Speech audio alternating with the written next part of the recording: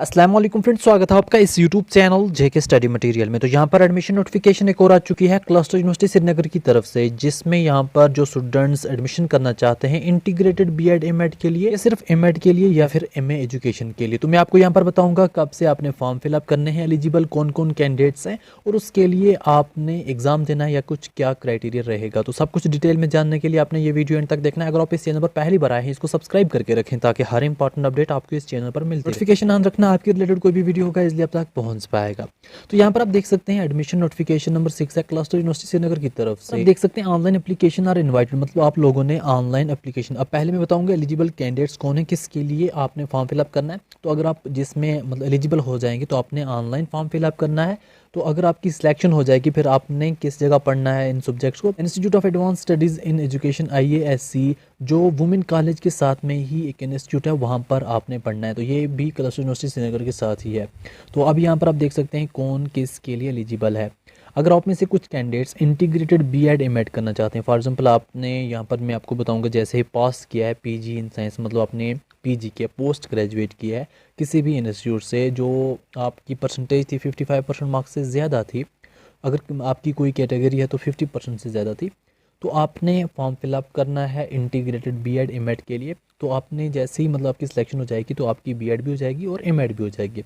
उसके लिए intake capacity जो है वो 40 सीट है, प्लस 12 जो है सेल्फ फाइनेंस है, मतलब आपने एक्स्ट्रा पे करना है। मगर सेल्फ फाइनेंस की भी जो यहाँ पर एडमिशन होगी वो इसी हिसाब से होगी, आपने ऑनलाइन फॉर्म फिलअप करना है और बाकी मैं बताऊँगा क्या कुछ करना है, मतलब एग्ज़ाम देना है या कुछ और क्राइटेरिया लगने वाला है। सेकंड आ जाता है एमएड।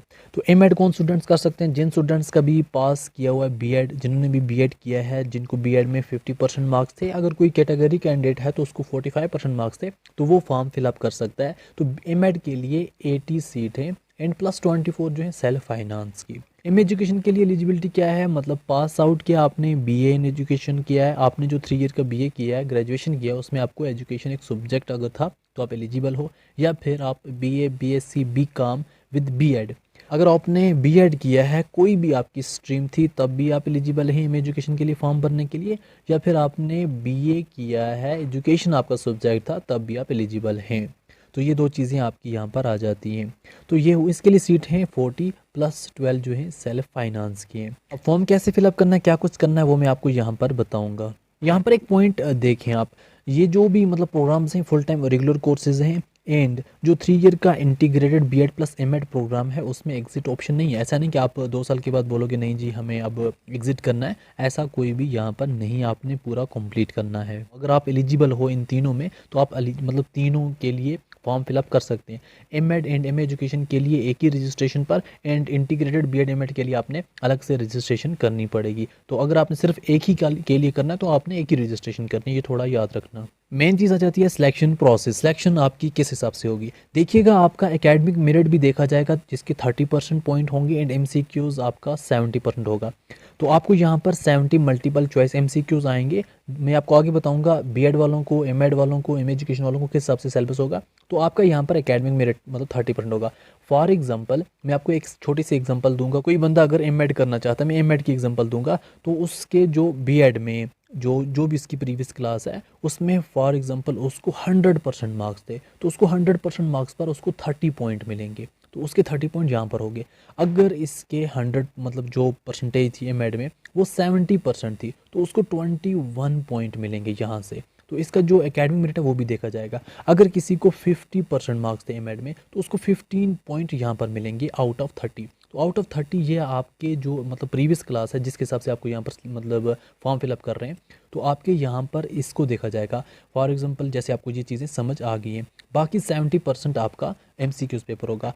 एक कैंडिडेट है उसको एमएड में जो थे 50% मार्क्स थे तो उसको आउट ऑफ 30 जो हैं वो बन गए 15 मार्क्स, एंड उसने जब ये पेपर किया एमसीक्यूज़ का तो वो आपने 70% का किया, तो 70 में से आपको कितने मतलब मार्क्स आए, फॉर एग्जांपल 50 आ गए, तो आपको टोटल 100 में से यहाँ पर देखा जाएगा 50 + 10 60 एंड 65, 100 में से 65 पॉइंट आए हुए हैं। तो इस हिसाब से आपको देखा जाएगा। अब आपका सिलेबस क्या है वो यहाँ पर देखिएगा। जो सिर्फ एमएड करना चाहते हैं, सिर्फ और सिर्फ एमएड, आपको जनरल इंग्लिश में से 15 क्वेश्चन, रीजनिंग वगैरह से 10 question, fundamental of educational philosophy and sociology से 15 क्वेश्चन, एजुकेशनल साइकोलॉजी से 15 question, current problems in education से 15 क्वेश्चन।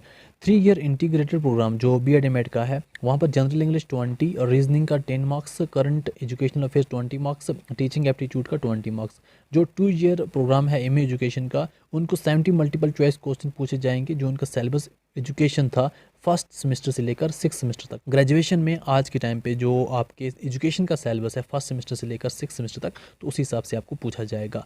एंड यहाँ पर आपको नेगेटिव मार्किंग होगी। अगर आपका एक गलत हुआ तो आपको 0.25 कट किया जाएगा। आपके 4 क्वेश्चन अगर गलत हुए तो आपका 1 मार्क्स डिडक्ट किया जाएगा। इसका डिटेल में सिलेबस आपको व्हाट्सएप ग्रुप में मिल जाएगा या फिर टेलीग्राम ग्रुप में मिल जाएगा। लिंक डिस्क्रिप्शन में, वहाँ से आप ज्वाइन करके रख सकते हैं। वहाँ पर आपको डिटेल में सब कुछ मिलता रहेगा। जब आप फॉर्म फिलअप करोगे, यहाँ पर आपको 500 रुपीज़ फ़ीस भरनी है। 500 रुपीज़ आपको फ़ीस यहाँ पर भरनी है, जो नॉन रिफंडेबल होती है। इन मेन चीज़ जो आपके लिए है, स्टार्टिंग डेट जो है 8 नवंबर से स्टार्ट है। एंड लास्ट डेट जो है वो 16 नवंबर है।